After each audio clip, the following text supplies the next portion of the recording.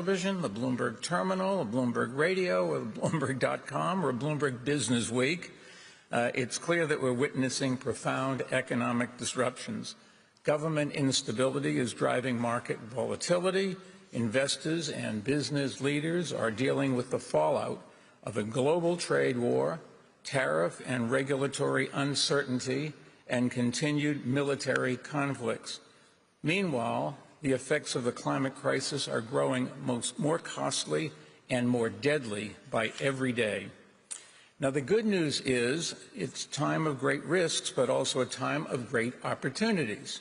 At Bloomberg, part of our job is not just supporting our customers through uncertainty, but also helping them grow their way out of it. And to do that, we're constantly enhancing our products to provide decision makers with better data, better analytics, and better insight. Another ways we can help our customers is by hosting the kind of dialogue that can lead to action. And here in Qatar, we've found a great partner. Through all the upheaval, Qatar continues to be a positive force for stability and long-term thinking, including on energy. It ranks among the top exporters of liquefied natural gas, while it also invests billions in renewable energy both here and abroad. And that kind of forward-looking economic leadership is something more countries would do well to emulate. And in a world where people are increasingly prone to shout at one another or take social media to air their grievances in public, Qatar is the place where people come to talk and to listen. Every time I come to Doha, it's easy to see the commercial progress in the physical environment, the new office buildings, new housing, new hotels, and new museums. The drive and ambition here is extraordinary, and they are on display all around us. What people don't see are the quiet corners, the rooms where behind the scenes the hard work of business, partnership, and diplomacy gets done. Even when the parties fundamentally disagree, even when they fundamentally dislike each other, Qatar is finding ways to help them communicate, which is helping to make the world a better place.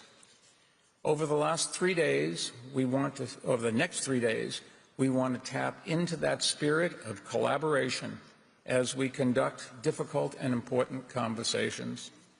The road to 2030 transforms the global economy in our forum's organizing theme. And our next speaker is instrumental in leading that transformation here in Qatar and the Gulf. His background is investing, stability, and diplomacy, all giving him a valued perspective on the issues we're going to be discussing this week. And we are honored that he is officially opening the forum once again this year. So please join me in giving him a warm welcome now, His Excellency, the Prime Minister, Sheikh Mohammed Al Thani.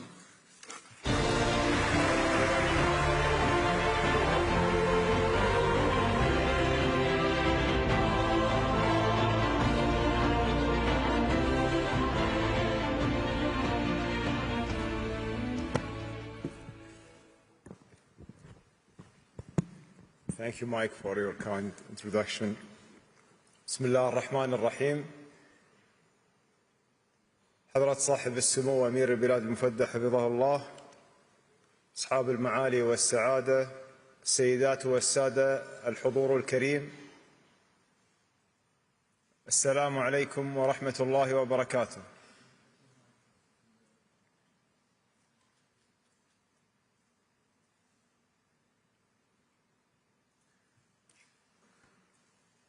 أرحب بكم في الدوحة عاصمة بلدنا التي أضحت قبلة للمنتديات الدولية والدبلوماسية النشطة، ومركزا عالميا يجمع صناع القرار والمفكرين لبناء جسور للحوار والتعاون.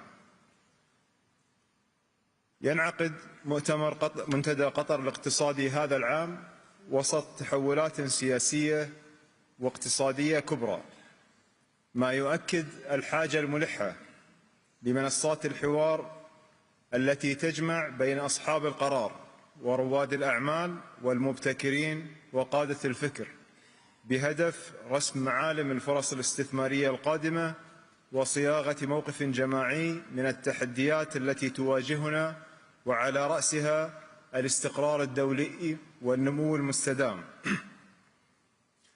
السيدات والسادة، تستمر الكارثة الإنسانية الغير المسبوقة في غزة، وعلى الرغم من جهود دولة قطر جنبا إلى جنب مع شركائنا في جمهورية مصر العربية الشقيقة والولايات المتحدة الأمريكية لوضع حد لهذه الحرب المأساوية، إلا أننا وللأسف نشهد مرارا كيف تجهض فرص التهدئة. فعندما تم إطلاق سراح الجندي الإسرائيلي الأمريكي عيدان ألكسندر، ظننا أن تلك اللحظة ستفتح بابا لوقف هذه المأساة، إلا أن الرد كان بموجة قصف أشد عنفا أودت بحياة مئات الأبرياء. هذا السلوك العدواني غير المسؤول يقوض كل فرصة ممكنة للسلام، ومع ذلك نحن ملتزمون بمواصلة مساعينا الدبلوماسية مع شركائنا حتى نوقف هذه الحرب ويتم الإفراج عن كافة الرهائن والمحتجزين، وأن ترفع معاناة أهلنا في غزة ونخرج المنطقة من دائرة الخطر الداهم المستمر. أما بالنسبة لسوريا، فقد مثل قرار رفع العقوبات الأمريكية المفروضة على هذا البلد الشقيق خطوة مهمة في الاتجاه الصحيح، ونتطلع إلى أن تتبعها خطوات مماثلة، وهي رسالة واضحة للمنطقة والعالم أن الأولوية يجب أن تكون لإعطاء الفرصة الحقيقية والكاملة للشعوب التي تخرج من الصراعات لبناء مستقبل أفضل. الحضور الكريم، إن الاستقرار السياسي والازدهار الاقتصادي متلازمان، ولا يمكن لأحدهما أن يتحقق بمعزل عن الآخر. ومن هذا المنطلق تنتهج دولة قطر سياسة دبلوماسية فاعلة تقوم على الوساطة النزيهة والعمل البناء من أجل حل النزاعات، إدراكا منها بأن السلام هو الأساس لأي تنمية مستدامة. إننا نعتبر كل جهد دبلوماسي نبذله استثمارا في المستقبل أكثر ازدهارا وأمنا. وحين نرى شابا في غزة يكمل تعليمه أو عائلة سورية تعود إلى بيتها بعد النزوح، ندرك الأثر العميق للاستقرار على حياة الناس واقتصادهم.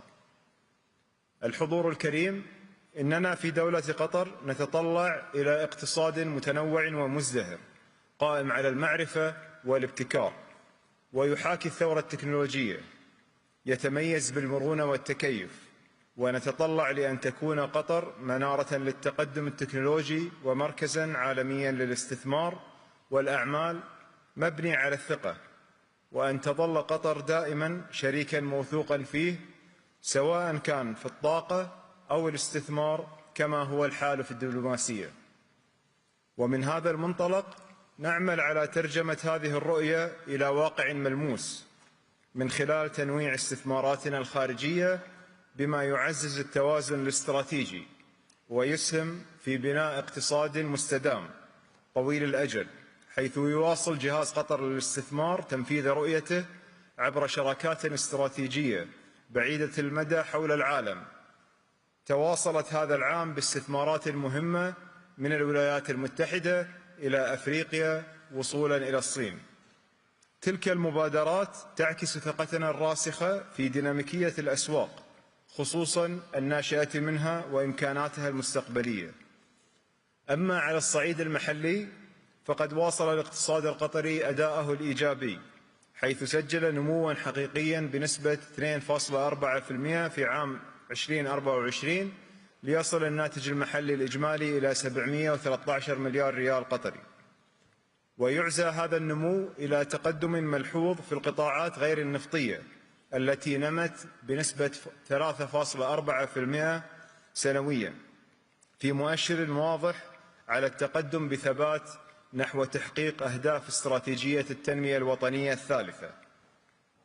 وبحلول نهاية عام 2024 بلغ حجم الاستثمارات الأجنبية المباشرة الجديدة 9.9 مليار ريال قطري، مما يؤكد تصاعد ثقة المستثمرين الدوليين في الاقتصاد القطري ومتانته.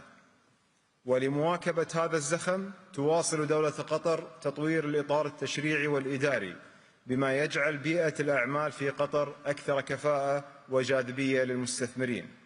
وفي هذا السياق يسعدنا اليوم الإعلان عن إطلاق الحزمة الأولى من برنامج الحوافز لجميع المستثمرين، والتي تستهدف قطاعات استراتيجية تشمل التصنيع المتقدم والتكنولوجيا الحديثة والخدمات اللوجستية. وتمثل هذه الحزمة خطوة نوعية لتعزيز النمو في قطاعات تشكل ركيزة أساسية لمستقبل الاقتصاد الوطني. وإلى جانب التوسع الصناعي، شهد هذا العام إطلاق مشروع سميسمة السياحي الذي يعد أحد أكبر المشاريع الترفيهية في المنطقة، والذي يشكل رافعة رئيسية للقطاعين العقاري والسياحي ومحركا فعالا للتنمية المتكاملة.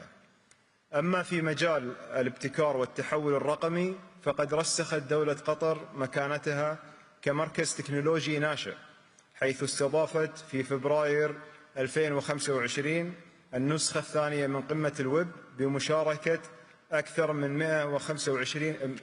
من 25 ألف شخص من 124 دولة.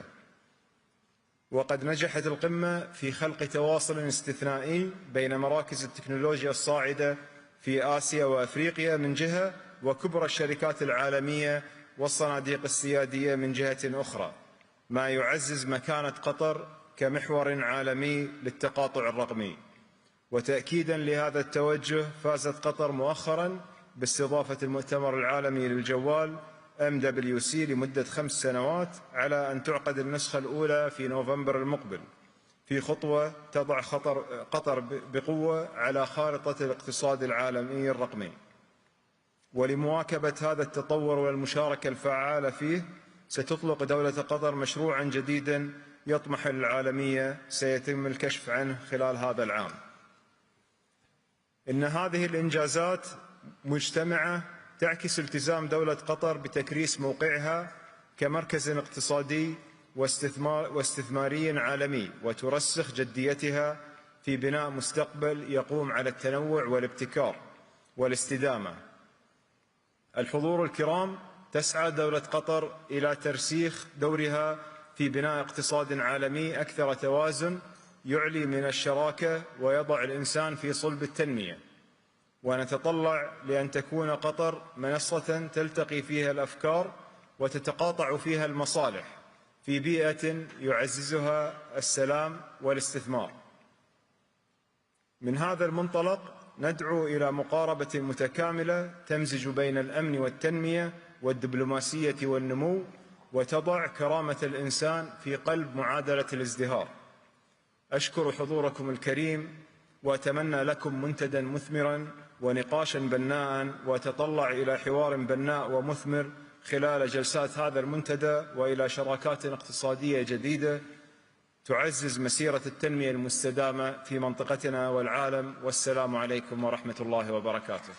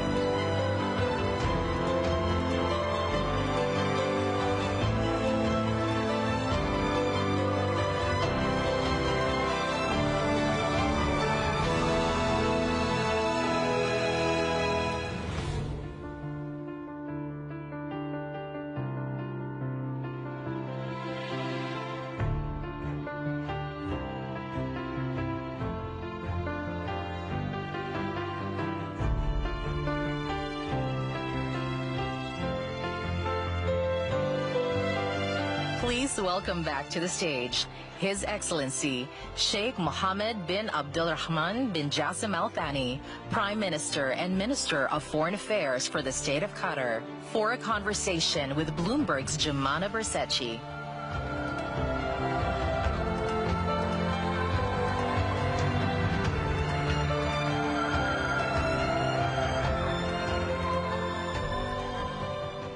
Your Excellency, thank you so much, and thank you for the speech.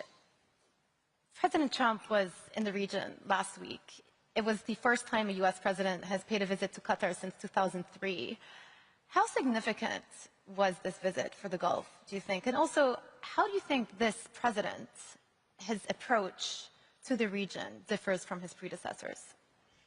Well, I believe that the president visit first trip to the GCC region, visiting Saudi, Qatar, and UAE, has been a great demonstration for the potential of that region. And this sent a very strong message to the entire world that there is a very high potential in that region. This region is flourishing. This region has a lot to do when it comes to contribute to the future technology and the revolution of artificial intelligence and the need, of course, for power. Basically, we have had a great visit, and I believe this is equivalent to the rest of the countries in the GCC. During that visit, we had a wide range of topics that's been discussed, whether it's on the regional security, on the future economic cooperation between the two countries, and how to untap the potential between the two countries. These topics actually has varied, whether it's how to partner in artificial intelligence, how to partner in energy, and how to expand also in being a critical and a vital part of the supply chain for the United States economy, which is the leading economy in the world. I believe this was very much perceived in a positive way by the region. And of course, we know that the policy varies from one administration to another. We are glad to see that Middle East and GCC in particular is a priority for this administration, and we believe that there is a lot of potential for both of us in the region and the United States that we can untap in the next few years. And also, I think that one of the key elements of the President's visit is making sure that the situation in this region remain stabilized. And we have seen what a delicate period that we are going through in that region, whether it's on their talks, on the U.S. talks with Iran, or the situation in Gaza and the changes that happened in Syria. And we are hoping that these kind of engagements will lead us to a point where we can have all these conflicts settled and hopefully being more focused on the prosperity of the region. President Trump has been labeled a transactional president. He certainly likes to do deals. He's written a book about the art of the deal, and he likes things of value, especially if they come free. I want to ask you about the gift of this Boeing jet that Qatar want to give to the president to use as interim Air Force One. It's been met with a lot of controversy back home. What was the purpose? What is the purpose of this gift? And is it, as some critics say, an opportunity for Qatar to gain influence with this administration? Well, look, actually, you know, we have seen that there was a lot of controversy that's being created out of this, what I call it an exchange between two countries. And basically, the relationship that we have between Qatar and the United States is a very institutional relationship. And it witnessed different administration, and the institutional relationship remained very strong and at the backbone of this partnership. The plain story is a Ministry of Defense to Department of Defense transaction, which is basically done in full transparency and very legally, and it's part of the cooperation that we've been always doing together for decades. For example, the airlifting in Afghanistan is something that we have almost 80% of that done by our air forces. The security deployment of United States during the World Cup to support our efforts was done by the United States, and I see it as a normal, a normal thing that happens between allies. And basically, I don't know why people they are thinking about it, that this is considered as a bribery or considered as something that Qatar wants to buy an influence with this administration. I don't see any, honestly, valid reason for that. And I believe that there is a huge issue in misconception or, unfortunately, some spoiler who are trying to portray Qatar as a country that it tries to buy its way.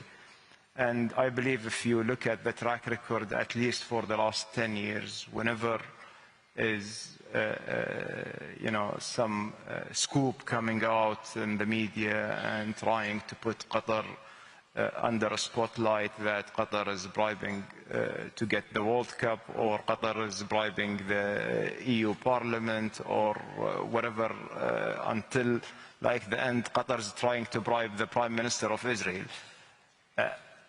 I'm sure that, it does tell you something, that for the last 10 years, none of these cases has stand or had any proof that Qatar has done anything wrong. We are a country that would like to have strong partnership and strong friendship, and anything that we provide to any country, it's provided out of respect for this partnership, and it's a two-way relationship. It's mutually beneficial for Qatar and for the United States, and I believe everybody acknowledges this. I think that we need to overcome this stereotype of seeing Qatar as a small Arab nation because it's gas-rich. It cannot find its way without buying it with money. It's really a misconception that hurts a lot, not our reputation, but the reputation also of other countries and the institutions. Is the controversy worth it, though, if it means that there's going to be further congressional scrutiny of all of Qatar's dealings now with the U.S.? Well, there is actually nothing have been done by us under the table, or like we are trying to do like a covert operation. It's a Ministry of Defense to Department of Defense. There is a proper legal review is now conducted between the two departments, and nothing has happened yet, actually. Now, and our intention is to have a very clear exchange that the U.S. is in need for to accelerate, a temporary Air Force One. Qatar has the ability to provide this. We stepped up, and basically a lot of nations has gifted the U.S. Many things. I'm not comparing that to the Statue of Liberty, but I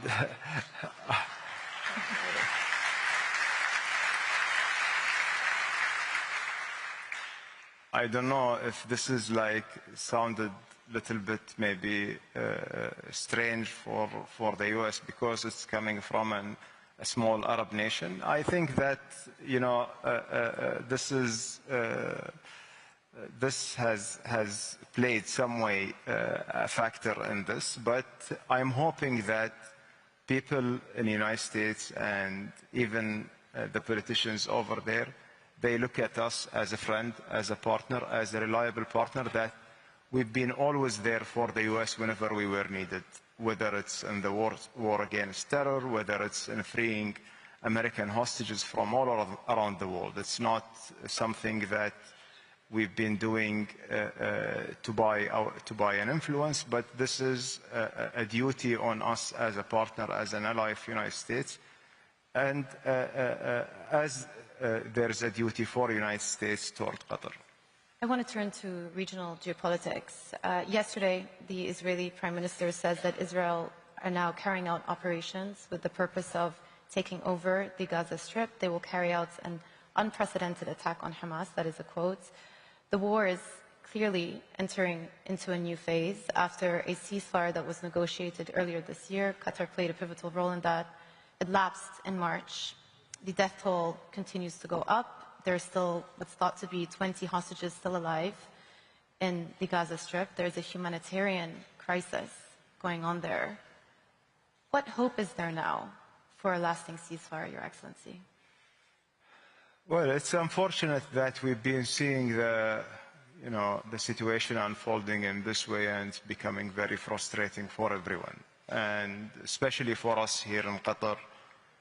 We've been there from the beginning, trying to mediate and trying to get to a deal where it alleviates the suffering of the Palestinian people in Gaza and freeing the hostages and bringing them back to their family, and trying to bring a path that will create a peaceful environment and security for both people. And that's basically what we were aiming. And what I think that the last year and a half now has shown you that the only way forward is through negotiations. And unfortunately that sometimes, or many of the times, these negotiations being sabotaged by political games with a very narrow vision, and it's just being postponed. One of the examples, we had the first deal that freed more than 100 Israeli hostages in November 23. It collapsed in 1 week. Then we had the second deal that's been based on a framework that's agreed on December 23, and we couldn't announce it or we couldn't finalize it until January 25. That states very clearly that this deal should include multiple phases, that we have to do everything we can to avoid to return to the war, and ensuring that all the hostages will be freed and there is a withdrawal from Gaza Strip, and there is a clear way forward for the Gazan people to alleviate their situation. This deal has collapsed on 2nd of March, and we have seen how the situation has been unfolding since then, and the blockade on Gaza for now more than 60 days. And we are hearing also some irresponsible statements about the humanitarian situation over there, about the way of distributing these aids and distributing food in form of meals and calculated calories for pre-qualified and pre-screened people. I think all these things that are happening has been unprecedented in our world today, and it shouldn't be acceptable for the international community. Yes, yet we have seen that, unfortunately, the Israeli government is carrying it out with impunity. Now, we continue our efforts despite everything and every attempt to sabotage our efforts and try to also blackmail us and, continuing attacking us while we were the only country that's helping together with Egypt and United States. And we have just that this is just making us more determined to bring stability to the region, to end the war in Gaza, to free all the hostages and to bring them back to their family, and to provide security for both people.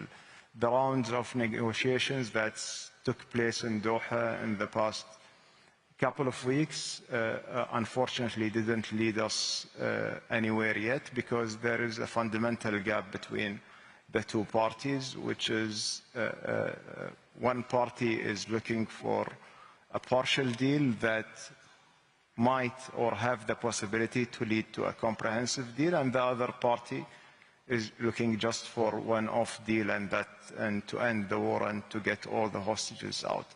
And we couldn't bridge this fundamental gap with whatever proposals we have provided, given the past experience of the first deal that it collapsed. And basically, we are stuck in a situation that if this operation is starting, is just going to postpone the diplomatic conclusion of the war, which will end only diplomatically from our point of view, and will just cost us a death toll on the Palestinian side and also on the hostages side. I wanted to add one very important point to this. The delicacy of that situation in the region right now is critical. And basically, we have seen that the continuation of this campaign in this way and this behavior, and it's not only in Gaza, but Gaza, West Bank, Lebanon, Syria, is something becoming unbearable. Yet you have seen that all of us as governments, as countries, we are calling for peace, we are calling for peaceful resolutions, and nothing is stopping this kind of behavior. That will only add anger to the people in that region. Will add legitimacy for non-state actors, and is just going to fuel the narrative of extremism and terrorism. In President Trump's speech last week in Riyadh, he talks about the birth of a new Middle East, the economic transformation, and also the Gulf states playing an increasingly influential diplomatic and mediation role, and the prospect of regional stability. Can there actually be regional stability in the absence of a solution to the Palestinian and Israeli conflict that has been going on for decades? Well, we believe that this conflict is a core for the regional stability, and we hope that there will be a chance sometime soon. It requires a strong leadership from the Palestinian side, from the Arab side, and from the Israeli side, because there will never be a deal without a compromises between all the parties, that ensuring that there are conditions that can be created for the people to coexist together. This region has been, for centuries, with a beautiful social fabric that has different backgrounds and different ethnicity and different religions. Unfortunately, it's been drained with these ancient wars and proxies that evolved over the last few decades. I cannot recall since I was born that there was a moment of stability in the region. When we talk about the overall, we are blessed that the GCC was protected, except during Iraq war. But since we grew up on just conflicts after another after another. We've got a couple of minutes, but I do want to ask you, because you were in Tehran over the weekend, how likely is it that you think we will get to an Iran-US nuclear deal by the end of this year? I believe there is a positive momentum. We had a very good conversation with the President Trump when he was here. We see him as a president who tried to talk to everyone, which is something that we are very much encouraged. And also he's trying to avoid any conflict or any escalation. And this determination in itself, it's showing leadership and political will. On the other side, on Iran, we have seen and sensed the same positivity. Of course, Oman is leading the mediation, and we are trying to support their efforts. I have suggested that after the visit of President Trump to have a trilateral engagement with the Iranians and our Omani colleagues. And we were discussing ideas that can bridge the gaps between the two parties. We hope that those ideas will work. The last thing that we want in that region, a nuclear race or another round of escalation that's next to our countries. Final question on the Qatar economy. We've had the World Cup bump, you could call it, and of course you have big visions of what you want to achieve in the next few years. What is the plan the next 5 years by 2030? Well, it's a very ambitious plan. I have a friend who once told me that the World Cup was like an IPO for Qatar, and I believe this was, thanks to God, that this was a very successful IPO, and it's been oversubscribed, and we have seen the growth in many sectors after that. Basically, Qatar is trying to work on a transformation plan where we transform our economy into more being diversified, with a diversified base internally. And we've been talking about this for the last 25 years, and we've been working toward that objective. We are focusing on developing different sectors, whether it's on the manufacturing, on the logistics, on the education, on the healthcare, and the tourism, and technology. And we have seen the technology revolution right now that's happening, and we have seen that this technology revolution is not only happening away in the world, but countries like UAE is leading in artificial intelligence, or Saudi leading in data centers. And we are trying to be part of this ecosystem and being a complementary for this region. And basically we see that the potential is huge, the capability is there, and Qatar has successfully built global brands in the last few decades. Qatar Airways is one of the main examples, when you see that you have a leading airline being nominated #1 for the last few years. This is something making us proud, and we would like to see more and more brands coming out of Qatar like this. Your Excellency, thank you so much. Thank you. Thank you.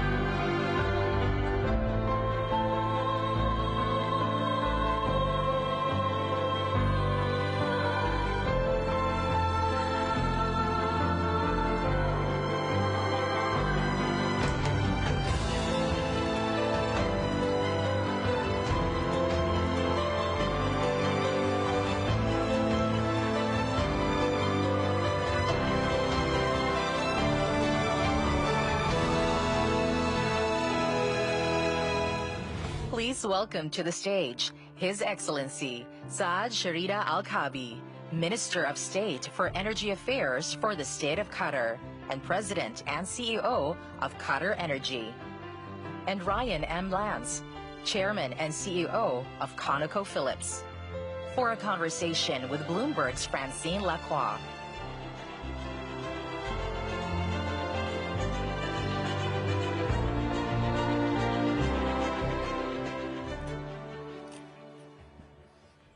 Hello, everyone. Gentlemen, thank you so much for joining us. Now, we have 17 minutes to talk about the energy complex. Minister, let's start with you. Thank you so much for, to you and your beautiful country for hosting us. Now, with the visit of President Trump last week, there was a lot going on, of course, in Qatar. We saw huge commitments from the countries he visited, including this one. Were you under pressure to make a deal in the energy sector for President Trump? First, it's great to be here at Bloomberg's with all of you, with Ryan and yourself again. Regarding the visit of President Trump, of course, it was a historic visit. We were very thrilled to have him here as the first sitting president to visit Qatar. Pressuring us on doing deals, I think, as you know, President Trump is a businessman, first and foremost, and he understands business very well. We had several deals that were done in Qatar during his visit. So there was the energy sector. If we look at the energy sector, we had a project in Qatar. For the last 70 years, we've had American companies here. So we've had several projects, Northfield East, Northfield South, where Ryan is a partner. These are all commercial projects that have American presence. We have 2 projects in the U.S., the largest single investment in LNG export facility in the U.S., the largest ethane cracker in the world in the U.S., about $30 billion project. So these are all commercially viable projects that we're doing. From my vantage point as the chairman of Qatar Airways, we had a tender for buying airplanes that we need for the expansion of Qatar Airways, and Boeing gave us the best deal. It was better than Airbus, and we went ahead with that because it was the most commercially viable. If you look at our investments in QIA, we have already made a lot of investments in the U.S., and we're making more, and these are all commercial deals that we're doing. Our military are buying equipment that they need for their military. So regarding pressuring us to do deals, I would say no.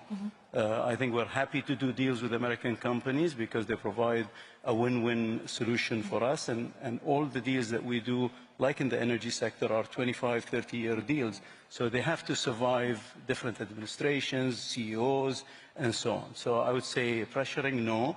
But we're happy to do deals where they are mutually beneficial. Minister, you mentioned you're chairman of Qatar Airways. You had some pretty incredible profits. So how do you see that going? How did you achieve them? And actually, how do you see the introduction of Riyadh airlines in the region affecting your business? Of course, we attribute the excellent profit to several factors. We have excellent staff, excellent leadership. So all the crew members, the pilots, the ground staff, everybody working in the company has contributed. Of course, first and foremost are the loyal clients to Qatar Airways that made this also possible. And also, this is a cyclical business. Everybody's doing well in the airline business, and we just need to keep going with the same rhythm to ensure that we continuously can have good profits. Regarding Riyadh Airline, I think we're very happy for our brothers and colleagues in Saudi Arabia that they are embarking on this expansion in the airline business. It's a huge country, Saudi Arabia, whether it's size of the country or size of population, and I think it's overdue to have additional airlines and airline products in Saudi Arabia, and if there's anything that we can do to support Saudi Arabia from Qatar Airways, we'd be happy to do that, but we wish them all the success, and I think it's very much needed for Saudi Arabia and the region. Ryan Lance, President Trump pledged to drill, baby, drill. Is it happening? And if it isn't, why not? Well, I think the president's got a unique ability to boil things down to a bit of a bumper sticker. I think the drill, baby, drill, people get fixated on how many rigs are running in the U.S. and is that representing a drill, baby, drill. I think it's a broader strategy that the president is trying to articulate around taking the natural resources that are endowed to the U.S. and really continue that growth and development. So it's got multiple dimensions. It's permitting reform to speed things up. It's more infrastructure being built, high voltage transmission lines, it's gas pipelines. It's eliminating the LNG pause that the prior administration put in. So I think it's a statement that articulates a broader strategy that wants to use the endowed resources that we have in the United States to continue that growth and that development and continue to be able to import and export energy that the full world needs today. Break-evens for U.S. shale, I think, on average, pre-trade wars and tariffs, were about $65 a barrel. What's the new break-even level now that the cost of pipes have gone up, but also drilling has gone up because of tariffs? Yeah, I don't think the break-even probably hasn't moved a lot. I think long-term, if you're going to see oil prices in a comfortable range, maybe in the 70s or 65 to 75, we'll still see continued modest growth out of the U.S. Now, what happens at sub 60 is we start to plateau in the U.S. and even in the 50s probably start to decline the production a little bit. So there is kind of a equilibrium place even in the U.S. that allows the shale to continue its maturity and its growth, but we see plateauing production, probably the end of this decade coming out of the U.S. unless there's going to be another technological breakthrough in our business. And don't bet against our industry because we're, as His Excellency knows, we're pretty good at trying to figure out how to get more out of the subsurface endowment that we have in our country. Minister, most of Qatar's LNG sales are also linked, of course, to oil prices. How has the oil's slump this year affected Qatar? You know, the oil slump, I would like to add to just what Ryan mentioned. You know, in general, all oil companies look at their revenue and look at their capital expenditure over the next few years. And the way you can spend more capital, there are two things. There's capital to sustain. People don't talk about sustaining your actual production, which gets more expensive with time to maintain it and drill additional wells and so on. So you need a lot of revenue for that. In addition to that, the additional capex to expand and to keep additional reserves coming. And you need, in general, you'd need somewhere in the range of $70 to $80 in my view, to be able to sustain the current production and increase. And when you look at the U.S., for example, I mean, one of the things that came out of the visit is a better understanding of, you know, with my counterpart, you know, Chris Wright, Secretary Chris Wright from the U.S. and the colleagues that came with President Trump. They have an ambition of growing their power to for an additional 100 gigawatts of power. And that's for AI, that's for additional industry that they want to bring back into the U.S. All that needs power. And if you don't have additional investment, you know, to sustain that power, you know, from gas and other sources, they've opened up coal and others, you know, is going to damage that ambition, if you will. So I think if oil prices decline below 60, there definitely is going to be a decline in investment, and all the requirements for power are not going to be fulfilled.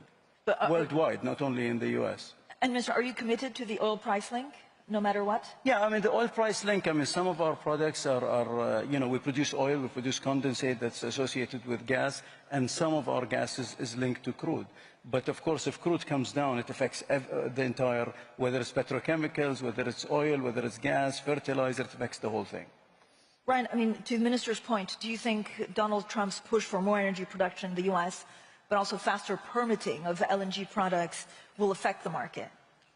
Well, we certainly hope so. If you think about the market in the LNG side, it's probably growing 1% to 2% compound annual growth. So it's a market that's growing from about 400 or so million tons today to something probably north of 700 million tons over the course of the next decade and beyond. So it's going to take a lot of growth. It's going to take growth in Qatar. It's going to take growth in the United States, the two biggest suppliers in the world, to satisfy the enormous amount of energy growth that's coming. It's going to be power, as His Excellency has talked about, around the whole world, not only in the United States, but around the world as well. So that's coming. And unfortunately, we're endowed with a very large gas resource, as is Qatar, with the large North Field. And we're proud to be a partner here, and proud to be putting our investment in the U.S. for more liquefaction capacity and exporting that product to around the world as well. Minister, where does potentially higher U.S. exports leave major LNG producers like Qatar? Again? Where, if the U.S. exports more LNG, where does it leave Qatar? No, I think, you know, we are the biggest supply that's going to come from the U.S. next year. We're going to start our LNG export by the end of this year and really start the full production sometime in the next year. But the first LNG that will come from our Golden Pass LNG, which is the largest single export project in one go that's built in the U.S., is going to have 18 million tons of production. We own 70% of that. So we will be exporters from the U.S. I think the U.S. volumes are going to go to certain markets that are mostly Europe, South America, and our volume will predominantly be serving Asia. That it's difficult for the U.S., I think, to reach, or the entire volume to go to Asia. But in general, I think we need all that volume. It's us, it's the U.S., I think some Australian volume and others to care. You know, you're going to have 1.5 to 2 billion people on this earth in the next 20 to 30 years, and you have 1 billion people around the world that don't have basic electricity. So the need for electricity and power is huge. So we're not worried at all about you know, having a supply glut or anything like that. And I think I would add that people immediately go to the competition between the U.S. and Qatar. It's really not. It's a cooperation because of the different market access that both countries have to the growing demand. So it's a cooperation. It's really not a competition. But how do you see this? I mean, when you look, Ryan, at the impact of shale's new model of financial discipline or investor return, how is this different this time to previous downturns in 2015 and 2020? Well, I think the balance sheets of the companies in the business is so much better. We've gone through consolidation and mergers and acquisitions, and the net result of that is the balance sheets of all our companies are in much better shape to withstand some of these downturns. Our company in particular, we've got a pretty deep inventory of low-cost supply resources, and that's what we're trying to drive so you can be profitable through the ups and the downs in this business. They're invariably going to be there. If you don't have a plan to deal with the volatility, you'll be dead in this business. So, you got to have that, and it starts with a very strong balance sheet and being able to invest through the cycles with a very long-term global view of supply-demand, which we have, and it's very constructive. And Minister, I know you've also been in talk with buyers such as China and India for a fresh round of LNG supply deals. Is there a sticky point? When can we have more news on that? No, I think we're, after this talk here, I'm flying to China. We have the World Gas Conference in China that I'm speaking in tomorrow morning, and I'm meeting all the buyers in China. We have a great relationship with China. We are the largest supplier to China, and they are the biggest buyer by far, by more than double, anybody else that's buying from Qatar. So we have a very good relationship. They are discussing with us additional volume. India is discussing with us additional volume, but we have multiple countries that are discussing with us additional volume. And these negotiations take time, and some go a little bit further. I think what you're alluding to is some articles that came out regarding sticking points and so on. You always have sticking points with all negotiations, whether it's with India, China, or anybody else. Everybody wants a better deal from both sides. Everybody always wants a better deal, right? Let's face it. Ryan, when do you think U.S. shale production will peak? Tell me the price. So if the price is in the 50s, we probably have a sustained price. So I'm talking about not just what's happening today, but if it sustains itself over a long period of time, U.S. shale is probably, it's peaked and will start declining in the 50s. It probably plateaus for quite a while in the 60s. And actually, if you get back to sort of that comfortable range that His Excellency talked about, there's continued growth in the U.S. shale. So we believe it could go in the 70s, it could go over 14 million barrels a day from its current level of low 13.3, 13.4. So it really depends on what that sustained price is going to look like. If we have a longer term price, like we're seeing today, it's going to flatten out. Minister, Qatar was also amongst the first GCC states to invest in gas exploration and production around the world. So what new investments do you see on the horizon from Qatar? Yeah, we are one of the largest, if not the largest company around the world in owning exploration blocks. Exploration has a 10% success rate, so if you drill 10 wells, one is successful. So we have been successful in some regions, but this is a continuous drive to explore more, and we're really participating in new exploration blocks around the world. We have had some successes, and I'm very optimistic about the future, but it takes time. How much LNG is Qatar Energy trading currently? Is this something that... LNG? Trading. Trading. There's a lot of excitement actually in the market about Trading was something we started just a few years back. What we saw is there was money left on the table, if you will. Traders from around the world were buying Qatari, we have some spot cargoes sometimes, and they would buy our cargo and make money off it, and we have the capability and can actually establish a trading organization. So we established a trading organization. Currently, we are trading around 10 million tons of LNG, physical trading of 10 million tons of LNG. The mandate is more than 50% needs to be non-Qatari volume, which is the case today. The ambition is by 2030 to reach somewhere in the range of 30 to 40 million tons of non-Qatari LNG traded by our trading group. But will you also reserve a portion of the output from North Field East for spot trading? And how big? I think, we're going to be producing 160 million tons of LNG as projects that we are participating in. If you include the U.S., we're at 77 million tons today. We have 70 ships today. We're adding 128. So all that will be really under the control of our trading organization, where they can trade spot trade some of that volume. Not all of the volume will be locked up in long-term deals, but we'll have plenty to deal with. Okay. Ryan Lanson, in the minute that we have left, how do you see demand over the energy industry actually developing over the next year or two? Well, I think we're pretty constructive in the demand. It's probably dropped off a little bit with all of the economic uncertainty in the world today. So demand grows probably 700,000 to 800,000 barrels a day this year. But long term, I think you can expect around 1 million barrels a day of growth. And we really don't see the end of that coming into this decade, into the next decade. So that's why we're constructive long term. There's a little bit of spare capacity on the supply side, which has caused the price to be down a little bit with some economic uncertainty. But the long-term growth projections are pretty healthy for this business. Gentlemen, thank you so much for a good conversation on global energy supplies and security. Thank you. Thank you very much.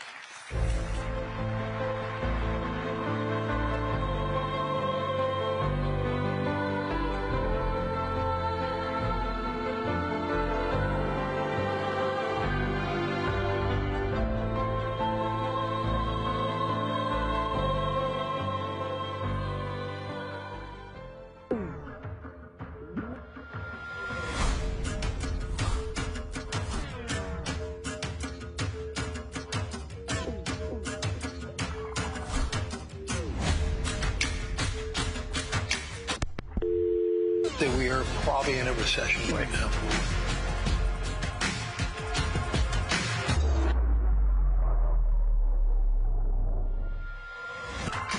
There's no question the uncertainty slows down growth.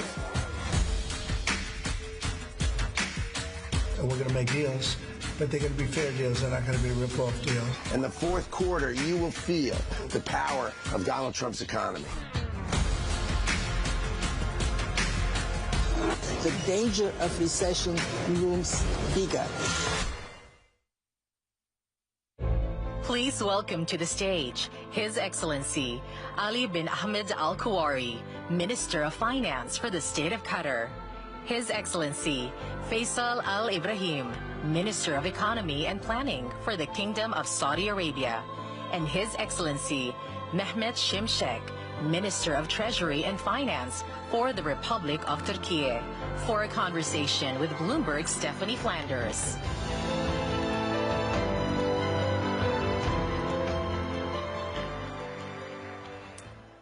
Excellencies, we don't have very much time. Thank you very much for being here.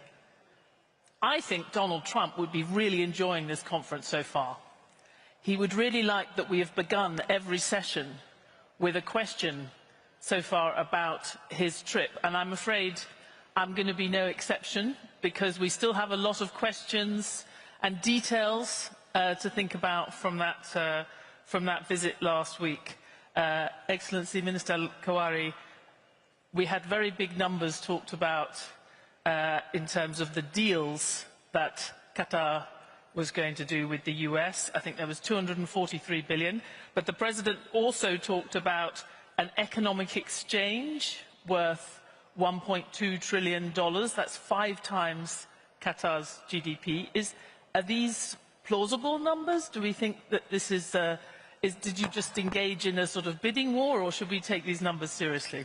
Well, I mean, thank you, Stephanie. Thank you.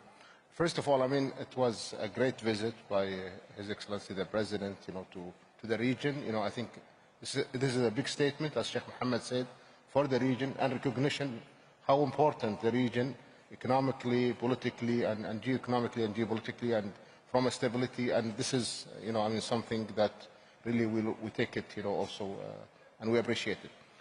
From I mean, deals perspective, I think there was the $160 billion deal, with the Boeing. This is with Qatar Airways, and this is a normal, I mean, renewal of airplanes. This is part of the airline business. If you go with any airlines, this is normal, progressions. And the airlines, they do it over a long period of times, and also they have their own capital, their own access to finance. And they do like many deals, like buying and selling and lease buyback. I mean, so it's a very normal deals, and this is not something that we see it. And Boeing is an excellent aircraft, with the GE engine. So it's in line with the Qatar Airways strategies, in line with the and the other deals is in line with our participation. The $1.2 trillion you talked about is, we are talking about economic partnership. And when we talk about economic partnership, it has a win-win situation. It's the U.S. companies doing business in Qatar, Qatar is doing business with the U.S., trade, and over some period of time. So it's not something abnormal. I mean, QIA continue to invest in the U.S. The U.S. is an excellent market, is giving good return for QIAs in line with their investment strategies. Looking to the trade, again, U.S. enjoying a huge surplus, with Qatar for many years. Is one of, U.S. is the biggest import partner for Qatar. So these things are really normal course of businesses, course of actions, and the U.S. being the U.S., it's the biggest, economic partner for Qatar. So I don't see this as like a big number, but this is a very normal course of actions, course of businesses, and course of commercial activities. It's a purely commercial, purely needs. Our defense, partnership with the U.S. is huge, and again, this is something that we benefit, as part. This is part of our, beefing up our military here in Qatar. So it's really something very normal, and we really value the partnership with the U.S. and it's very significant. And just to quickly follow up, I know that the QIA is going to have more and more firepower as you ramp up the LNG exports. What are the key priorities for your international investments? Yeah, QIA, they have their own investment strategies based on region, based on sectors. Of course, the priority sectors, today is technology, AI, pharmaceutical, infrastructure, real estate, and they review these strategies every year and they change it accordingly. And as I say, today the U.S. is the biggest opportunities are in the U.S. In terms of these businesses, but they continue to spread around as well. And these strategies get reviewed every now and then to make sure they are aligned and taking advantage of the opportunities, yet mitigating risks. And Excellency Minister Ali Ibrahim, we had some even bigger numbers talked about in terms of Saudi deals last week.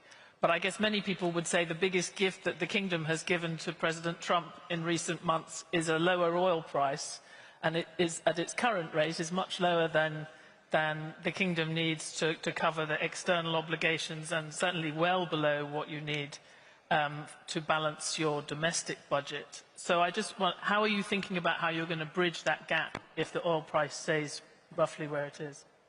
So thank you, Stephanie. It's important to keep in mind that what we're undertaking in Vision 2030 and beyond Vision 2030 is a long-term, big-picture plan that is all about restructuring the Saudi economy. And I think other Gulf countries are going through something similar.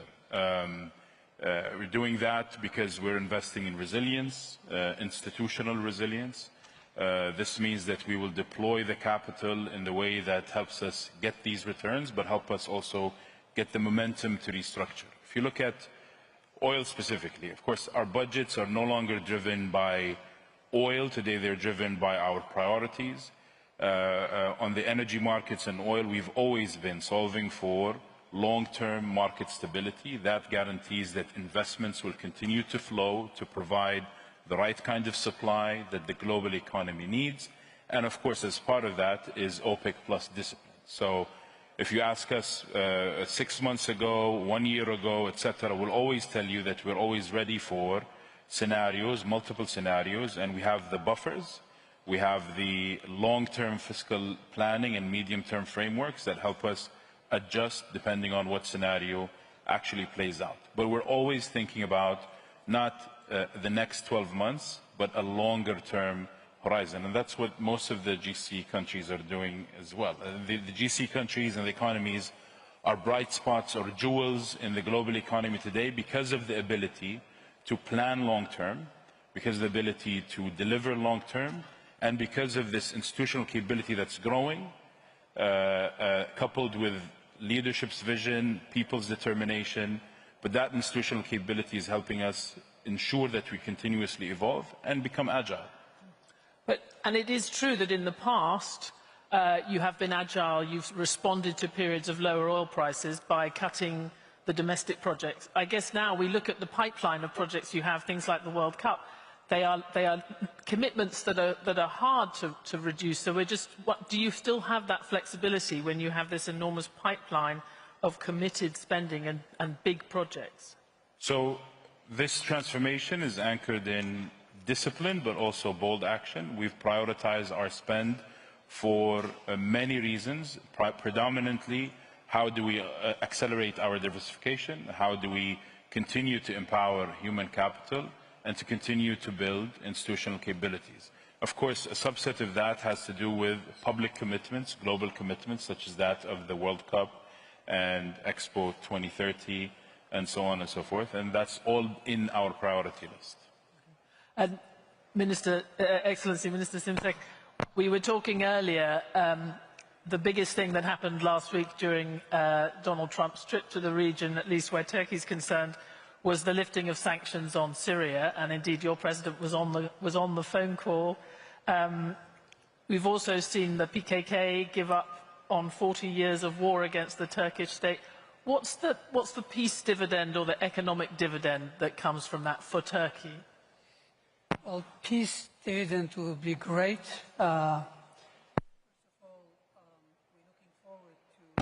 Just hold on, I think you lost your mic. There you go. It's not working? All right, I have a new microphone. So peace dividend is likely to be massive. First of all, having a stable, peaceful, and prospering Syria on its own is a huge gain for the region and, of course, for Turkey, because we've got 911 kilometers of border with Syria.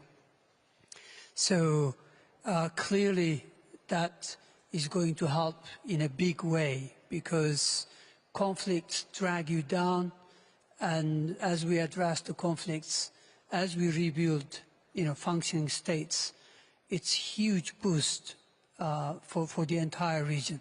So that has been a welcome move. But going back to one of the components of you've highlighted, the PKK has waged almost a 50-year war against Turkey. But last week, they have agreed to disband and disarm.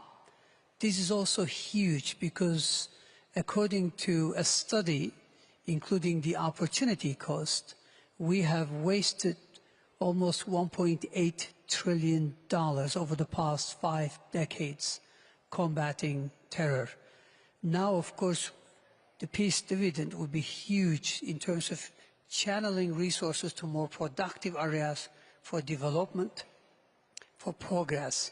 So in that sense, these two developments are going to be huge in terms of geopolitics no longer being a drag, but actually being a source of leverage to help Turkey move up. And foreign investors would be hearing that and would feel positive about it, but at the same time they have in their head the detention of Mayor Imamoglu in March and the very sharp fall in the currency that came with that. Investors were very frightened off at that time. They seem to be still hesitant to come back to Turkey, even though the currency is stabilized, even though you have very high, painfully high interest rates. What is it going to take to pull back the long-term investors? Well, first of all, the 3-year program that we have put in place is on track, is intact, and is delivering. We have inflation which is still high, but at 40 months low. And over the past 2 weeks, there's been, again, recovery in FX reserves. Investors are actually back. Interest rates are coming down. CDS, the risk premium, has fallen significantly by well over or close to 90 basis points. So actually, if you look at the past few weeks, there's been a recovery in investor sentiment, and that's reflected in financial market conditions. And very quickly, not so much, though we don't see it so much on the sort of longer-term money, which obviously you would feel, I would assume, more comfortable than the hot money coming in. So We still haven't of course, the program doesn't rely on hot money, but FDI has also picked up over the past 12 months. Turkey is a very large economy with a pretty decent infrastructure and a huge pool of talented people and significant regional integration. So, highly diversified economy. So I think when the dust settles, they will be looking at countries that are resilient to global trade fragmentation. They'll be looking at countries that would benefit from stability and prosperity in the region. I think Turkey remains the top candidate in terms of FDI inflows. And, with disinflation, predictability is improving. Mr. Al-Kuwari, we mentioned Syria. How are you continuing to support Syria? And are you thinking about investment in real estate or other areas where you can support reconstruction? I mean, regarding Syria, I just add to the word of Excellency Mohammed, on Syria. Syria is very important. The stability of Syria for the region is extremely important, and the prosperity of Syria is very, very important. And now we have a great opportunity with the presidency and the government in place now to really, to see stable Syria, growing Syria economically. In terms of our role for Syria, I think Syria now, they are building a country from scratch, and they will need all the help they need to, establish the country. They need energy, they need water, they need an economy, they need, infrastructure. So, us and our partners, for example, Qatar and Saudi Arabia, that we announced that we paid their arrears with the World Bank. This will unlock around $180 million of support from the World Bank. Also, we're supporting them, again with our partners in Saudi and others, for example, to develop their electricity, to develop their energies. So I think Syria at this stage really needs help to establish themselves, as a country. Going forward, I think with the plans, they have in place, I think it's going to be a great economic opportunity there for investments and for really supporting the Syrian people. Syrian people are very talented. We see them, in Germany, we see them in many other places where they have, contributed significantly to the economies of these countries. So I think Syria's, growth, and development is very important for us. So this is something we are committed to do, to support them. Just thinking about other regional investments, Kuwait is discussing converting its deposits in Egypt to investments. We saw the UAE do that last year. Is that something that Qatar is considering? President Sisi was in Qatar over 2 weeks ago, and we announced, again, an investment package, with Egypt. So we continue to see Egypt as a great opportunity for investments. In terms of whether to convert the deposits or, to do further investment, this is not something we have discussed, but we continue. You're not discussing it. No, it's an option, but it's not something we're gonna. It's one of the options. But in reality, what we see is Egypt is has great opportunities in the real estate, in the tourism sectors, in the manufacturing, and I think from an investment point of view, if we are to do an investment, it has to be in a purely commercial basis with a good return. So this is what look. But again, the relationship with Egypt, it's very significant, and we view Egypt as a great, a great potential for growth, in the future. Mr. Ali Ibrahim, the big shift for the kingdom last year was that you became a capital importer, not an exporter, which reflects some of the investments that you were talking about in your other answer. But it does mean you need to attract stable funding, and last year we saw another fall in foreign direct investment. So why is it, do you think, that the FDI is falling, and how are you going to get back on track for that? So, Stephanie, maybe I'll just take a step back and talk about the GCC a little bit overall, and I think tie that to your earlier question. The GCC countries' non-oil economies have grown 3.7% in 2024. That's almost double global growth. And if you look at each country's transformation, there's an acknowledgement that we've been for a while operating below our potential, which means that's operating at a loss, and that loss, maybe in earlier generations can accept that loss in the short term, but compounded, this is not good for future generations. And that's why I think the Kingdom of Saudi Arabia, Saudi Vision 2030, and other countries in the region have taken it upon themselves to restructure long term. And because of that, the number of opportunities will only keep growing. We're not just moving from consumption to complexity and production and innovation and exports. We're also attracting capital that will help us do that because of the opportunity, and attracting talent at the same time. If you look at what's happening globally, let's say what's happening with US trade policy and its impact, we believe that this is ultimately going to lead to two things. One, we've always talked about what the new form of globalization will look like. Today that answer has been brought forward. Now we can actually start shaping what the world will look like in terms of trade. And number two, the global economy is only as strong as its weakest link. And we've seen in multilateral platforms where His Excellency also participates with other countries in the region, that there's been growing, I'd say, drag on the global economy coming from weak links. I think the response to these policies will only create stronger global players, stronger global economies, from emerging to Europe to whatnot. If you look at things such as the Corporate Sustainability Due Diligence Directive that the EU announced, and how that was a little bit revised recently because of the impact that would have had on the European economy. Some GC companies today are divesting because of that, and we think that still needs to be revisited. I'll come back to your question. Foreign direct investment is a long-term game. It's flows and stock. In the Kingdom, we're seeing signals of not just the actual number, but the number of licenses, the number of people coming into the Kingdom, number of headquarters being set up, the number of deals that are being discussed and negotiated. In 1 year, we had a very large deal that helped spike that figure and then was challenging afterwards. But our target remains the same, 5.7% of GDP in 2030, around 100 billion in terms of flow in 2030. And we're working hard, 900 reforms to create a better business environment and continuously evolving. Minister, one of the things that was a challenge, we talk about the weakest link.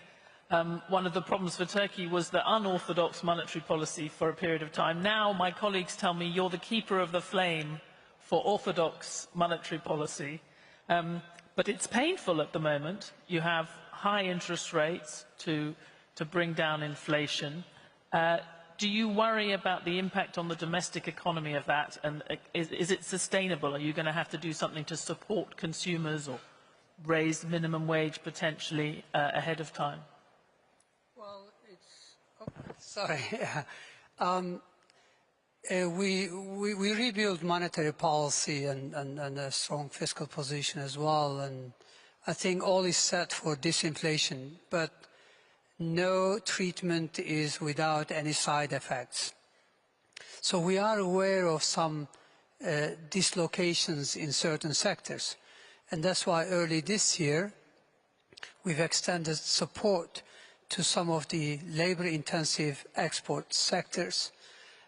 So we are looking at specific remedies while keeping the program on track. But the essence of the program is to bring inflation down so that we can set the stage for sustainable high growth. So a temporary pain is worth taking, going through. But at the same time, we're looking at short-term fixes to address some side effects. So, but you won't, if you have, we're seeing potentially factories closing, we have households still dealing with the high cost of living and rising cost of living. Do you see needing to give in to some pressure to support households? Well, first of all, last year we've created close to 1 million new jobs. That's new jobs added. So manufacturing is obviously struggling because our key trading partner, Eurozone, is still flirting with recession. So global growth is dismal, and our main trading partners aren't doing that well. So understandably, manufacturing sector is struggling. That's understandable, but manufacturing accounts for only 23% of our GDP. So the rest of the economy, in particular services, is doing really well, continue to create jobs. And households remain in good shape because household debt to GDP ratio is less than 10%. This is not a leveraged economy. So in that sense, while, again, short-term pressures are there, I think the key is to sustain the program, to deliver disinflation, and that way we lay the foundation for strong, sustainable, long-term prosperity. And we've run out of time, but I do want to, the title, I want to get back to geoeconomics and also potentially to President Trump. He'll like it. We started and ended with him. But the deals that, and certainly the trade deals that the President is doing or trying to do in different countries, there does seem to be a sting in the tail. You do the transaction, you give good value, and you announce a big number, but he is quite committed to making countries help him take China out of global supply chains. Now, this is a region that's hoping to benefit from continued much higher trade with China than with the US, but also the strong relations with the US. Are you worried, Excellency, that at some point, he will force you to choose? Well, I mean, we enjoy good relationship, of course, with the US and good relationship with China. China is one of the biggest destination of our LNG, trains, and again, in terms of imports. We like to work, in balance with both with both powers. I cannot see, the US would reach a stage like as countries, either me or China. I cannot imagine this. I think what we are going to see, there was a huge there was a huge disruption, in the trade system, what we have seen as a result of the Liberty Day, decisions. But to me, I think these things will settle, and we're going to see a new rules, governing, the trade and the global trade, in general. We have now some dust, we have unsettlement. I know that congratulations, I should say, in the reaching a deal last week, between US and China on interim or transit, tariffs. But eventually I can see this thing is going to really go away. There has to be really a new rules, for governing this. See, the world, the globe has worked very hard to build a globalization rules-based system. And I cannot just see this going away. There is going to be changing to the regulations, to the rules, how we engage, and, the fair competition, unfair competition. But eventually, I think there will be a new regulations. I don't see a problem, I think, dealing with the both places. I think China is an important country, US is an important country, and we'll never get asked, to choose between countries. Okay, very quickly. If I may add, I think this administration has demonstrated its leaning in on dialogue. We've seen that with the US-UK deal, with the early indications of US-China potential deal. This region, Saudi Arabia, Qatar, and the rest of the GCC are always focused on prioritizing dialogue. We heard from His Excellency the Prime Minister today about dialogue.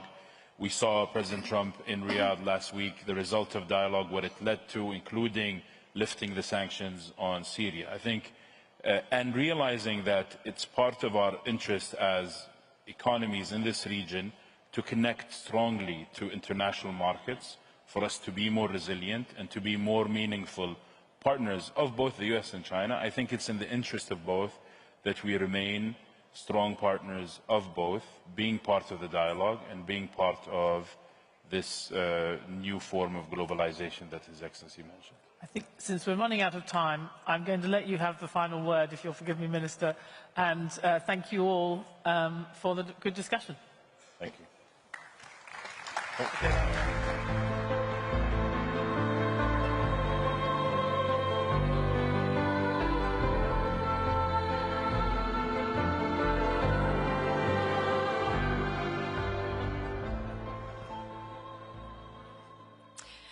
Well, we were deeply and are deeply honored by the presence of His Highness the Emir of the State of Qatar for joining us today. Thank you to Stephanie and her esteemed panelists for that insightful session. And thank you to all of our speakers this morning. Ladies and gentlemen, we are excited to announce that the next edition of the Qatar Economic Forum will take place from May the 12th to the May 14th, 2026, so a little under 1 year away, and we look forward to welcoming you back in Doha. Now, before the break, I would like to thank our official partners, the Qatar Ministry of Commerce and Industry, Qatar Media City, our culture sponsor, Qatar Museums, our innovation sponsor, QRDI Council, our premier sponsors, Qatar Investment Authority and QNB, our knowledge sponsor, McKinsey & Company, our participating sponsors, IDA HSBC, Investment Promotion Agency Qatar, Qatar Financial Center, Qatar Free Zones Authority, Qatar University, our airline sponsor, Qatar Airways, our connectivity sponsor, Ooredoo, and our tourism sponsor, Visit Qatar. We would also like to thank the Permanent Committee for organizing conferences at the Ministry of Foreign Affairs for all of the support. Now, this concludes our morning block of programming. Please join us for refreshments just outside this room. The program will resume at 12 p.m. And just a reminder, later on stage,